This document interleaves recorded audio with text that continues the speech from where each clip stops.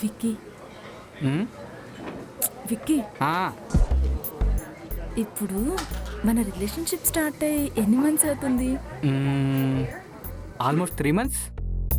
కదా then why don't we take our relationship into next level? Next లెవెలా? Next level తీసుకెళ్ళడానికి ఇది ఏమన్నా గేమా? వీడికి ఇలా చెప్తే అర్థం కాదు, ఇంకోలా చెప్పాలి. విక్కీ ముందు నువ్వు ఫోన్ పక్కన పెట్టు. ఆగు.